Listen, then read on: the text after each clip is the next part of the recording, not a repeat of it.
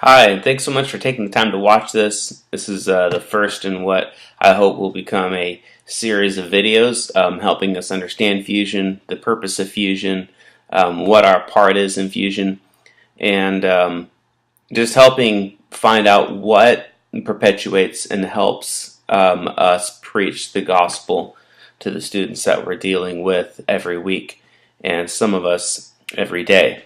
Um, so today I just wanted to, in this video, go over a few things on culture. I think that culture is important for us to understand. One of the things that we need to continually remember is if we don't know why something's working, then when it's broken, we will never be able to fix it.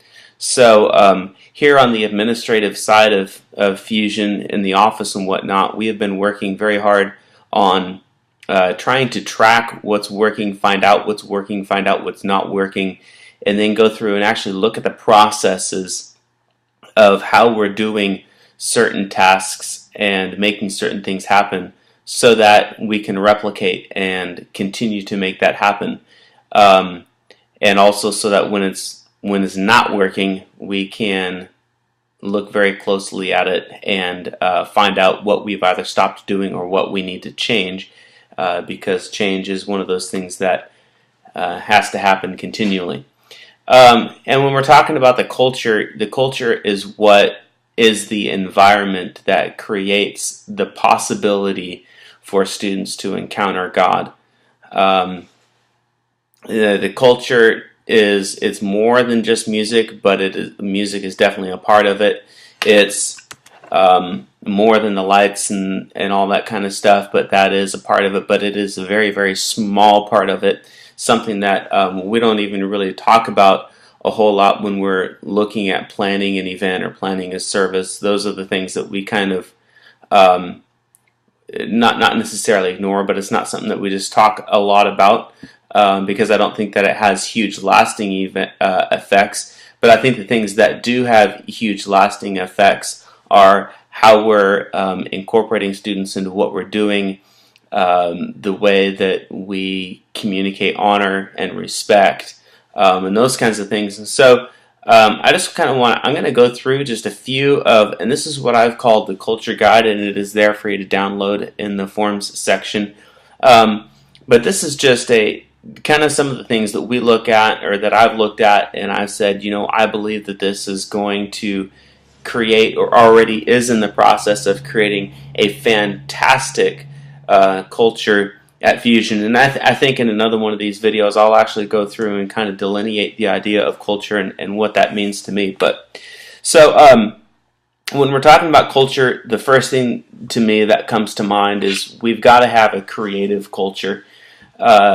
So that's a culture of what we would say maybe less rules and more responsibility. And I know sometimes when we talk about less rules, everything gets tense in the room, and everybody's thinking, "Oh my gosh!" Everybody's running around, total chaos, and that's not at all what really goes through my mind, or what I'm talking about.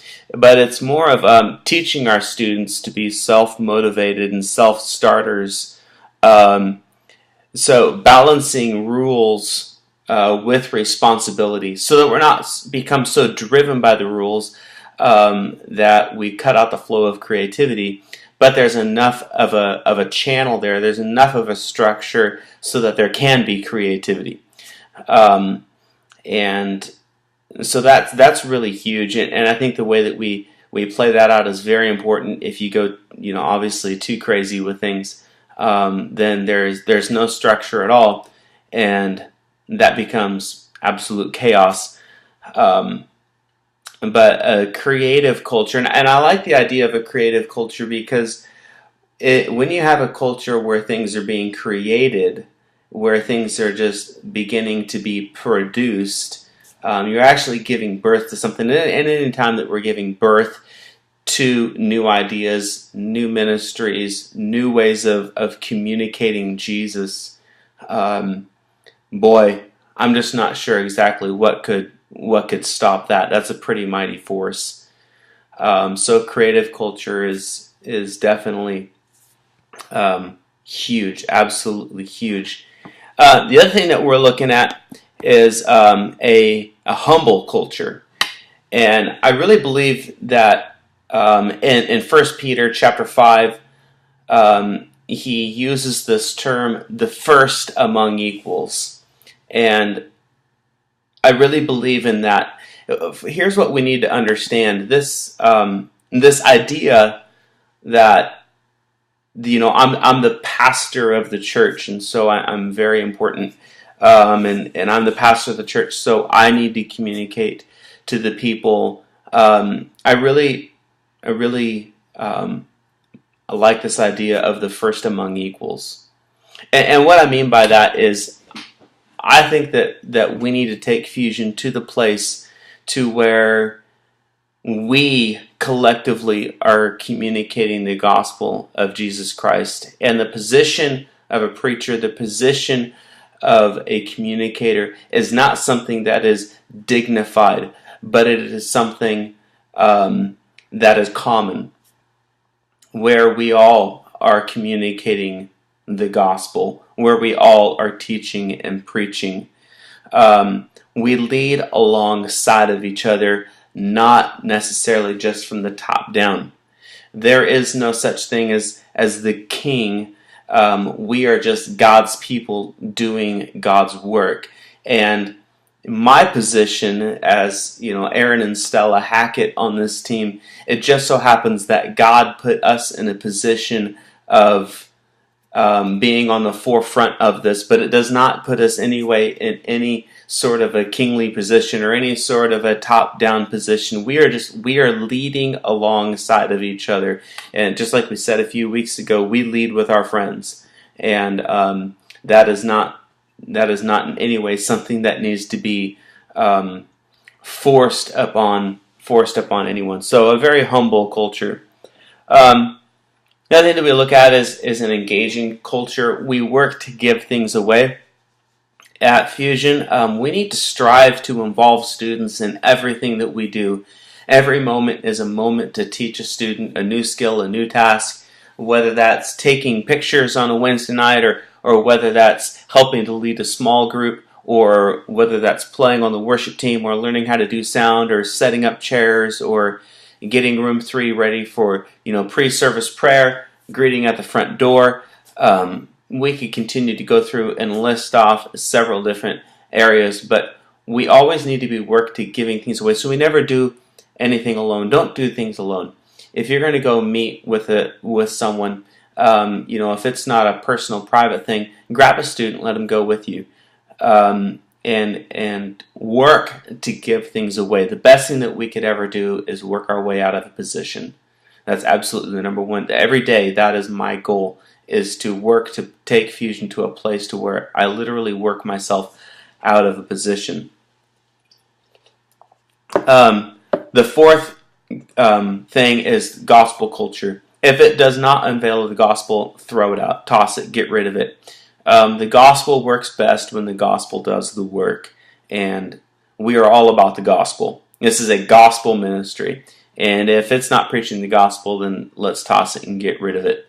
We need to create an irresistible culture and creating an environment that people want to return to.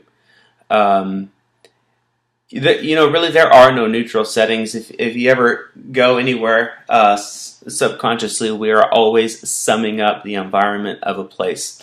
And so we need to ask the question, what does our environment speak? When you walk through the front door of a restaurant, in less than 10 seconds, you have summed up whether you want to be there or not. If someone hasn't come to seat you in about 15 seconds, you're really freaking out, wondering what's going on. You walk into an environment, the smell of a room completely can change everything. If it smells musty and moldy, we're not going to stay. Walk through the mall, you smell the Abercrombie and Fitch store, and it just smells really change the way that we feel things. Sight is huge. When you walk up to a building and it looks run down, from the outside you've already kind of sized up what it's like on the inside. So all of this creates culture. It creates an atmosphere. And when we think about fusion, we think about, what is fusion like? What do students experience when they come in? What do they experience at the front door? What are they hearing from us? What kind of words are they hearing come out of our mouth or other students' mouths? What are they smelling when they walk through the door? Does it smell like dirty bodies? Does it smell musty? Somebody came up to me the other day and said, man, it smells like dirty kids in here. It smells stinky. It smells like sweat, And so I walked out and came back in for a little bit and realized, yeah, it really stinks in here, and we need to do something about that. And it's one of the, it's kind of, you can't help it, when you stick 100 kids in a room and then play loud music and tell them to jump around. It's going to happen. But you can do something about that. So that's actually one of the things that we're working on is taking care of that sight. What do people see when they walk through the doors of Fusion? What is something that they see? What does the stage convey? Is it messy? What does the room convey? Are the chairs centered with the stage, or are they lopsided with the stage? What do we look like when we are on the platform together? That's one of the huge things about worship. You think the worship is just about the music, but worship is so much more than just the music. You can play fantastic music, but if your stage display, if you look boring when you're on stage, if you're not dancing, if you're singing, a song about dance, God's Great Dance Floor, or you're singing Wake Within Me, but you look like you just lost your dog, what does that convey? So it's all of this work. So we continually got to be thinking, what does our environment communicate? Because what we communicate from our mouth, from the platform, and from worship about the gospel, and what we display with everything else around us through sight, smell, taste, touch, and hearing, is it the same? Are they equal?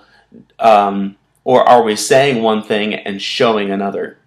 So if we create an irresistible culture, even those students who do have somewhat of a spiritual conflict of soul and spirit happening when the gospel and when the worship is being communicated, many times they will return because they encountered something with our five senses, the sight, smell, taste, touch, or hearing. So we need to think about, what is our environment speaking? The other one is a messy culture. We need to adopt this phrase of we run towards the messes. Church is all about broken and sinful people.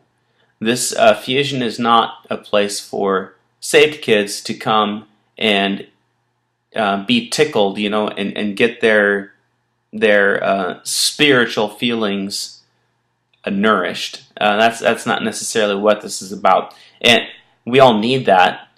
But we're going to be working on offering that type of environment in a different way through small groups, and we can talk more about that. That'll be something in the future we need to chat about. But Wednesday is a net to catch unsaved people, and so because of that, we need to walk towards the messes. This is about reaching out to broken and sinful people. We should not have to be a hypocrite to fit in at Fusion. And anytime that we create an environment that simply and solely reaches out to saved people, reaches out to believers, and we use lingo and other things that reach out and speak only to saved people, then we pretty much have become hypocritical. Because Jesus is all about the lost. Jesus is all about the sinful. The people that Jesus hung out with when he was here on earth, they were sinners. And so that's what Jesus was about, and that's what we need to be about. So we run towards the messes. We're not running away from conflict. We're not running away from problems. We're actually running to it.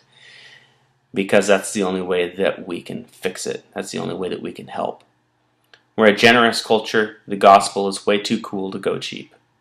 never want to go cheap on the gospel. If it communicates the gospel and it needs money, let's figure out a way to make that happen. We've always got to be looking for opportunities to go above and beyond to display who Jesus really is. We got to be generous with our time. We got to be generous with our money. We got to be generous with our gifts and our talents, with the gospel. The gospel of Jesus Christ needs to be applied generously to absolutely everything that we do. And the last thing is we got to be a relational culture. Jesus created us to have a relationship with Him, and if we're going to communicate the gospel effectively, it needs to be communicated through the avenue of relationship.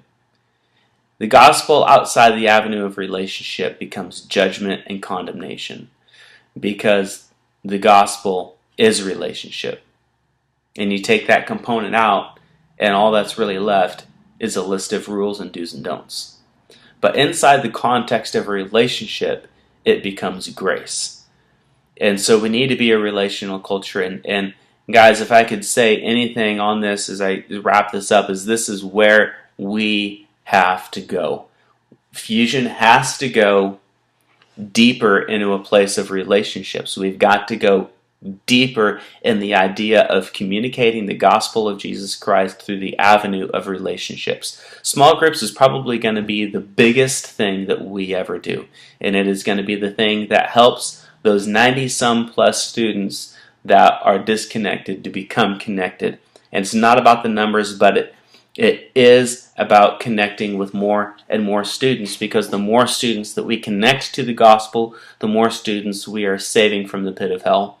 This absolutely has to be, and this is the last thing on the culture list that I created, but I think that it is probably one of the most important things. We've got to build relationships. You are on this team because of relationship.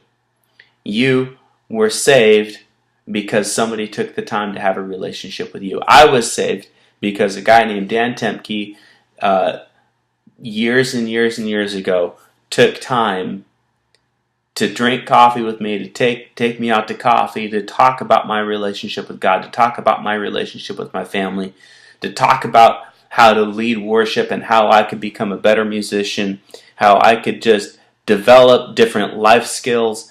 And because of that, I'm in this place today. It's because of relationship.